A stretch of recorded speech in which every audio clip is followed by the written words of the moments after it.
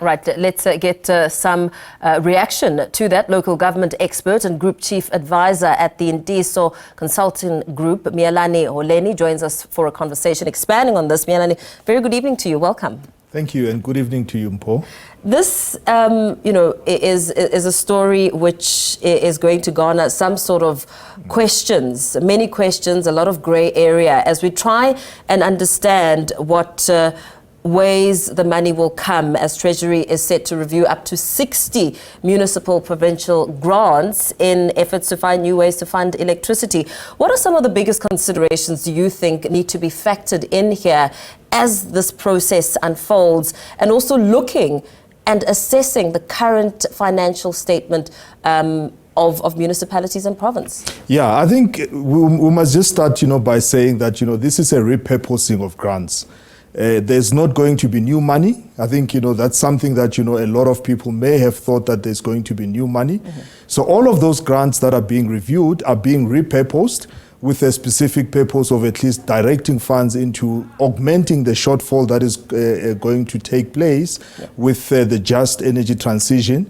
The fact that, there is solar, there is all the other alternatives from an energy point of view, it means Eskom as well is going to sell less electricity.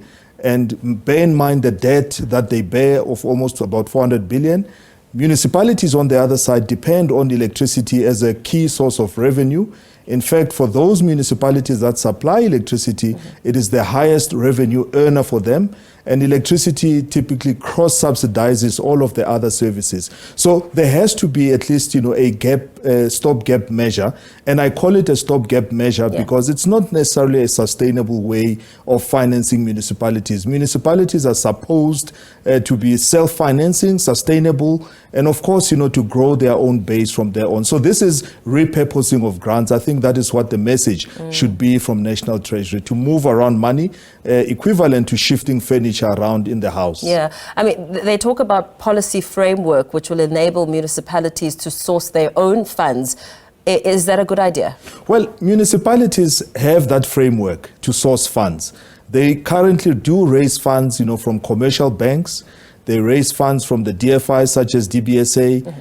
And those that are strong enough, like the cities, are also in the bond markets, and they are raising bonds, the likes of City of Johannesburg. In fact, all of the metros at this point in time have gone to the bond markets to raise their own financing. And those bonds have typically been supported well. Where we are finding a problem is that, the rest of the municipalities, particularly the districts as well as the locals, have never participated in the bond markets because they are not rated. So they don't have credit ratings. Some municipalities do, and then they can at least be able to launch their domestic medium-term notes programs. So that is an issue that has to be breached, firstly, that each and every municipality, and against the backdrop of the fact that some of these municipalities are faltering financially, as you've seen with the results, the outcomes of the AG, will not be able to gain favorable credit ratings for them to be able to raise money externally outside of the bonds.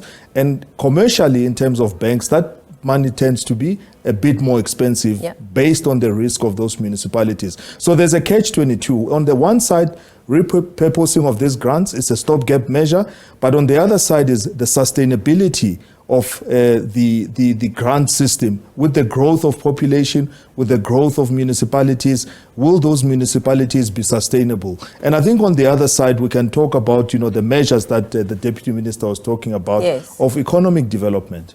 So for us, economic development is one of the least funded measures within local government. In fact, it receives very little support across the board. If you were to look at, economic development departments in municipalities. And why would that be the case? It is the case because it's not seen as strategic. And that is where we're missing the whole point of why you have a municipality. A municipality is there to develop industry. Currently, some of the municipalities, unfortunately, don't have strong industry. Some of the industrial entities have moved out.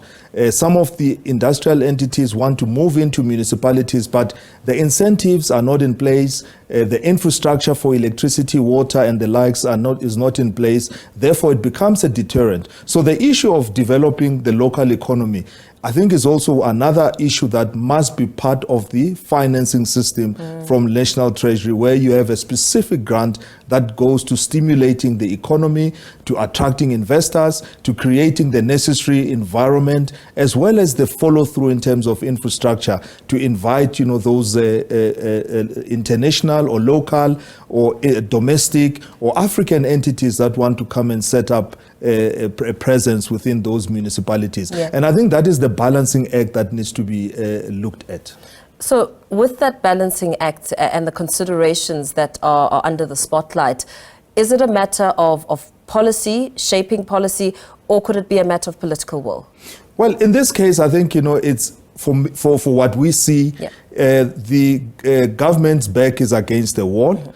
Because on the one hand, there are big loans that have been raised internationally, which have now are supposed to be helping the South African economy to transition. On the one hand, you still have a heavy reliance on the coal-fired power stations, bar one nuclear powered station.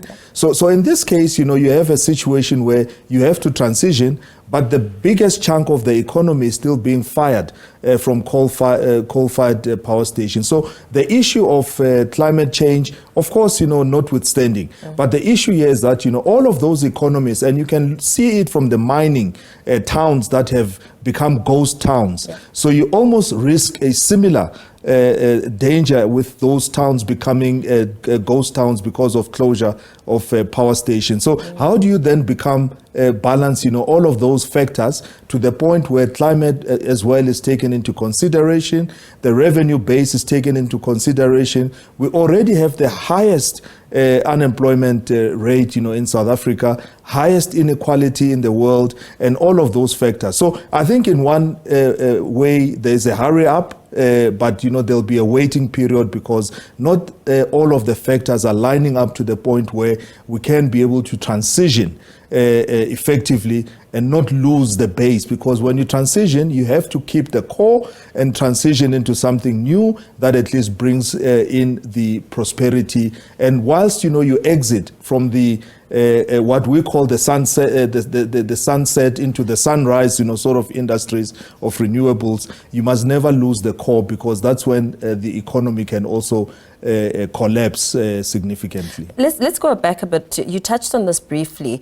Now, given the past reliance on revenue for the sale of electricity, what approach will National Treasury have to take into account when reviewing municipality funding models? Well, they have to look at, firstly, the amount of revenue that is generated by each and every municipality, and have to balance that one as well with also the indigents, because there's also a portion where the indigents are given free basic electricity. Of course, it's funded through the fiscus as well. But at the same time, it's understood, and the Minister of Electricity has also cited the same fact that not all the equitable share amount that is allocated to municipalities ends up being used as towards the indigents. So it's also used, in some ways towards, the operations and so on. You have to understand then the cost of supply, because some of the municipalities may have a higher cost of supply for electricity, which makes it, also quite expensive for them to supply electricity. And you also have to look at, the size of the population within there, and then go into the demographics as well as, the economics of that particular region. So I think this is almost going back to rejigging the formula that is currently being used to allocate, the equitable share. And this is something that hopefully the Financial and Fiscal Commission is working behind the scenes to look at, how they adjust the formula. Firstly, key to what we must understand is that National enjoys almost about 45% of the fiscus in terms of allocations. Provinces, 43%. Municipalities, the remainder, which hovers around 9% or so.